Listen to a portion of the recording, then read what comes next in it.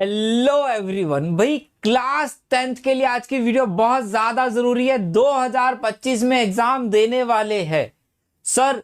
Class 10th के अंदर बहुत पढ़ना पड़ता है। बोर्ड एग्जाम है, पहली बार दे रहे हैं, बहुत डर लग रहा है। सुना है बहुत मुश्किल होता है एग्जाम, बहुत मेहनत करनी पड़ती है। एनसीईआरटी करो, आरडी शर्मा करो, प्रीवियस ईयर क्वेश्चन करो, एनसीईआरटी एग्जाम्पलर करो, फिर सैंपल पेपर भी करो, तब जाके कुछ मार्क्स आते हैं। क्या ये बात सही है? स्टार्ट कैसे करें? बहुत डर लग रहा है। आज की वीडियो आप सबके लिए बहुत ज्यादा जरूरी है। वीडियो को लास्ट तक देखिएगा ताकि हर डाउट आपका क्लियर हो जाए। उसके बाद भी कोई डाउट बचे तो कमेंट बॉक्स में मेरे से पूछ सकते हैं। सबसे पहले आप जब एग्जाम देने जा रहे हैं, तैयारी कर रहे हैं, एग्जाम तो 1 साल बाद है लेकिन तैयारी आज से ही कर रहे हैं, तो आपको आपका सिलेबस बहुत अच्छे से पता होना चाहिए। कौन सी यूनिट में कौन सा चैप्टर है, कितने मार्क्स का है, मुझे कहां से स्टार्ट करना है, कहां खत्म करना है, कब खत्म करना है, ये हर एक बात अभी आपके माइंड पे बिल्कुल क्लियर होनी चाहिए। सबसे पहले हम देखें अपने सिलेबस के बारे में, तो हमारे पास 7 यूनिट्स है। चैप्टर ने यूनिट्स की बात हो रही है। यूनिट नंबर 1 नंबर सिस्टम, जिसमें चैप्टर नंबर 1 आता है, मेरे पास 6 नंबर का है। अलजेब्रा के अंदर चैप्टर नंबर 2, 3, 4, 5 आता है।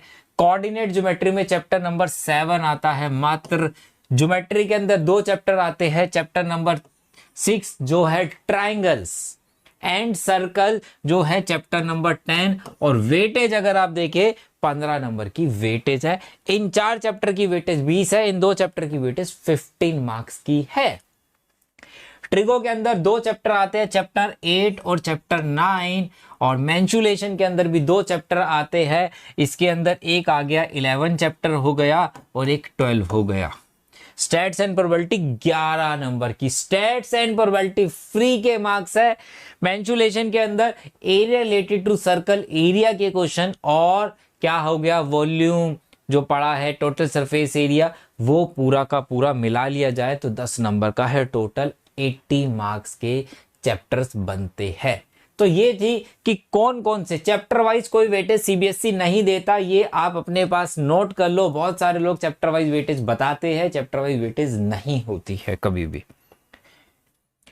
उसके बाद आता है एग्जाम पैटर्न, कि हमारा एग्जाम जो होने वाला है किस पैटर्न में आएगा, क्योंकि इससे मुझे बहुत हेल्प रहती है कि मुझे किस तरीके के क्वेश्चन ज्यादा प्रैक्टिस करने हैं। अगर हम देखें 2023-24 और 2024-25 में एग्जाम पैटर्न बिल्कुल चेंज नहीं हुआ है। 2023 में हुआ था। हमारा एग्जाम जो है कैसे तैयारी करनी है वो बात की बात है, पहले पता चले ना कैसा आने वाला है, उसी हिसाब से प्रिपरेशन होगी ना। भाई अगर आपने बाहुबली देखी है ना, सबने देखी है, वो जब हमला होने वाला होता है तो उसी के हिसाब से प्रिपरेशन करते हैं ना, कि भैया हम ऐसे ऐसे ऐसे प्रिपरेशन करते हैं तो हम बच पाएंगे, हम यहां से हमला करेंगे, हम यहां पे ये करेंगे। तो पहले जंग में जाने से पहले आपको प्रिपरेशन करनी पड़ेगी कि मुझे इस तरीके से प्रिपरेशन करनी है, पहले पता होगा तभी कर पाओगे।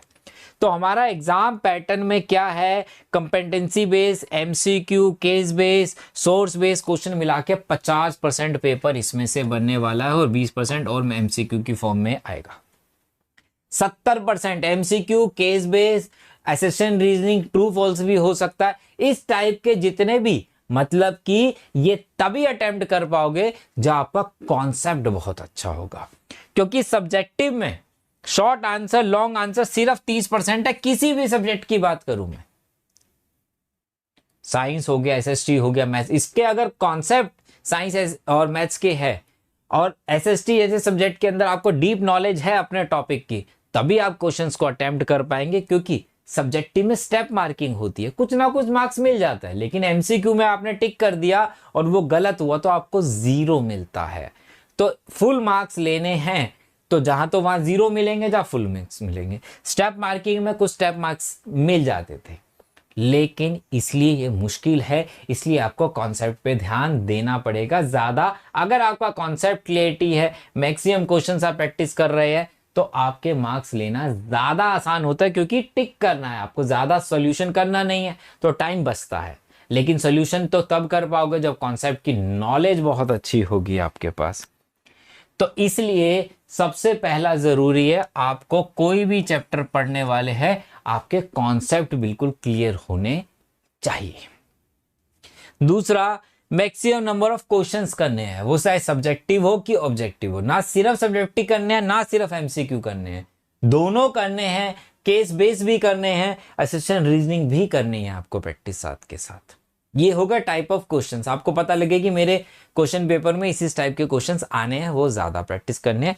कॉन्सेप्ट, सबसे पहले आपको हमेशा कॉन्सेप्ट करना है, देन एनसीईआरटी कंप्लीट करनी है। बहुत सारे कहते हैं कि सर एनसीईआरटी से पेपर आता है, बहुत सारे कहते हैं सिर्फ एनसीईआरटी से कुछ नहीं होता, इसलिए एनसीईआरटी मत करो। जो कहते हैं सिर्फ एनसीईआरटी कर लो, जो कहते हैं एनसीईआरटी से कुछ नहीं आता, दोनों की बात नहीं सुननी। आपको पहले एनसीईआरटी करनी ही करनी है, लेकिन एनसीईआरटी पर डिपेंड नहीं होना। कोई भी चैप्टर हो, कॉन्सेप्ट सीखा, एनसीईआरटी के क्वेश्चन लगा, एनसीईआरटी हमें एक राह दिखाता है कि इस टाइप के क्वेश्चन बन सकते हैं। सारे नहीं होते एनसीईआरटी के अंदर, मानता हूं, लेकिन एनसीईआरटी राह दिखाता है कि ये टॉपिक आपके सिलेबस में है। ये असाइनमेंट डीपीपी क्या है सर? भाई मैं अपने असाइनमेंट्स और डीपीपी प्रैक्टिस के लिए देता हूं, इसके अंदर बेस्ट क्वेश्चंस होते हैं, कम क्वेश्चंस होते हैं। कम का मतलब ये नहीं कि 8-10 नहीं, 100 से लेके 200 तक क्वेश्चंस होते हैं इसके अंदर। हर टाइप के, हर टॉपिक के मेरे सिलेक्टेड क्वेश्चंस होते हैं, ताकि कोई भी टॉपिक ना छूटे, विद सॉल्यूशंस। ठीक है, आपको मिलते रहेंगे आने वाले टाइम में। तो इसमें बेस्ट होता है, क्योंकि अब एक्स्ट्रा कोई बुक करते हैं तो उसमें कोई डिलीटेड पोर्शन है, कोई आउट ऑफ सिलेबस क्वेश्चन है, कोई बहुत टिपिकल क्वेश्चन है, क्योंकि उन्हें बुक मोटी करनी है। ठीक है, लेकिन इसके अंदर पॉइंट टू पॉइंट क्वेश्चंस होते हैं, इजी भी होते हैं, मुश्किल भी होते हैं, लेकिन कोर्स से रिलेटेड क्वेश्चंस रहते हैं आपके पास, जो कि विद सॉल्यूशंस आपको मिलते रहेंगे। प्रीवियस ईयर क्वेश्चन बहुत जरूरी होते हैं, इससे मुझे ये पता लगता है कि पिछले 10-15 साल में किस तरीके का बोर्ड क्वेश्चंस पूछता है। एम्बाइब का अगर हम देखें कि भैया बेस्ट प्लेटफॉर्म है आपके लिए, यहाँ पे बहुत सारे क्वेश्चंस आपको प्रैक्टिस के लिए मिलते हैं। अचीव जर्नी बना सकते हो, अपना टेस्ट आप खुद बना सकते हो एआई टूल की हेल्प से, और वो टेस्ट देके एआई आपको बताएगा अचीव जर्नी के अंदर कि आपकी परसेंटेज इंप्रूव हुई कि डाउन हुई, और कितना अच्छा परफॉर्म कर सकते हो। तो इस तरीके से आपको ये सारी चीजें प्रैक्टिस करते रहना है। तो करना क्या क्या है ये मैंने आपको बताया। आप रेफरेंस बुक कोई लेना चाहते हो ले लो, कोई दिक्कत नहीं है, बिल्कुल ले लो अगर आपका मन करता है तो। ठीक है, लेकिन करना जरूर। अब बहुत सारे बच्चे जब क्लास 10th में शुरू में जाते हैं ना, मैं तो भाई तेरा भाई तो फोड़ देगा इस बारी बोर्ड, 95, 90, 100% सब ले आएंगे 2025 में। सीधा 1 साल के बाद की डेट देते हैं भैया, 1 साल बाद है फाइनल एग्जाम। इतना बड़ा टारगेट ले रहे हो, बहुत अच्छी बात है, लेकिन इतना बड़ा टारगेट तभी अचीव हो पाएगा जब छोटे छोटे टारगेट अचीव करोगे आप। सीधा 2025 का टारगेट नहीं अचीव हो सकता, सीधी छत पे नहीं जा सकते ग्राउंड फ्लोर से, पहले एक एक करके सीढ़ी चढ़ना पड़ेगा। छोटे छोटे टारगेट बनाओ कि भैया मुझे यूनिट 1 टेस्ट 1 जो है बहुत अच्छे से फुल मार्क्स लाने हैं, 20 मार्क्स का 20 में से 20, यूनिट 2 में 20 लाने हैं, ट्यूशन में टेस्ट है फुल मार्क्स लाने हैं। छोटे छोटे टारगेट, अगर ये अचीव 20 में से 20 लाओगे तो भैया फाइनल में अपने आप 100 में से 100 ला सकते हो। लेकिन तुम चल अगले महीने पढ़ लूंगा, उससे अगले महीने पढ़ लूंगा, नेक्स्ट मंथ पढ़ लूंगा, अभी तो 9 महीने बचे हैं, अभी तो 8 मंथ बचे हैं। तो भैया पहले आप छोटे टारगेट ही अचीव नहीं कर रहे, सोच तो बड़ा रही हो बाद में कर लूंगा, हो जाएगा। छोटे छोटे टारगेट बनाओ और उनको अचीव करो। जब अचीव करोगे तो खुशी होगी, खुशी होगी तो कॉन्फिडेंस बढ़ेगा और नेक्स्ट टारगेट को मोटिवेट करेगा अचीव करने के लिए।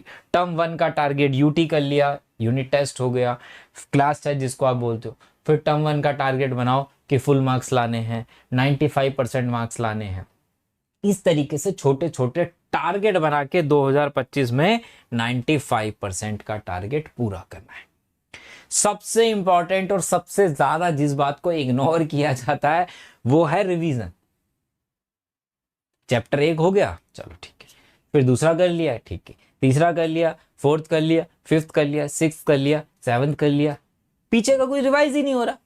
जब इतने सारे चैप्टर हो गए और पीछे करने बैठे पहला चैप्टर, भैया बिल्कुल ब्लैंक, कुछ याद ही नहीं है। 100% किया था लेकिन आज सिर्फ 20% आता है, 80% आता ही नहीं है, फिर से पढ़ रहे हो, फिर से सारे क्वेश्चंस कर रहे हो। क्यों? क्योंकि उस टाइम रिवाइज नहीं कर रहे थे आप। तो जितना जरूरी आपके लिए आगे बढ़ना है, आगे के चैप्टर, उतना जरूरी है पीछे के चैप्टर्स को रिवाइज करते रहना। जब चैप्टर नंबर 2 पे पहुंचे हो, चैप्टर 1 रिवाइज करो, चैप्टर 3 पे पहुंचे हो तो चैप्टर 2, चैप्टर 4 पे पहुंचे हो तो चैप्टर 2, 3, इस तरीके से अपनी रिवीजन वीक में 2 डेज कम से कम सेल्फ स्टडी में किसी पुराने चैप्टर को दो। हर हफ्ते एक चैप्टर कंप्लीट करना है रिवीजन में, जब आपके ज्यादा चैप्टर्स होते जा रहे हैं। ये सबसे ज्यादा जरूरी रहते हैं, नहीं तो आप पीछे हो जाते हो आगे जाने की जगह। आपने 10 चैप्टर कर लिए और उसमें से देख रहे हो तो सिर्फ 8, 9, 10 आते हैं, पीछे के 7 आते ही नहीं है, फिर दोबारा मेहनत कर रहे हो। तो ऐसी गलती पूरे साल में नहीं करना। बहुत सारे बच्चे ऐसी गलती ऑलरेडी करते हैं, जिसकी वजह से उनका बाद में बहुत प्रेशर बन जाता है। सारे सब्जेक्ट्स में ऐसा होता है और फिर उसको वो कवर नहीं कर पाते। ठीक है, तो अभी भी कोई भी मन में डाउट हो प्रिपरेशन को लेके तो आप कमेंट बॉक्स में कमेंट करके मेरे से पूछ सकते हैं। ठीक है, चलिए मिलते हैं नेक्स्ट वीडियो में बेटा। Bye bye, take care.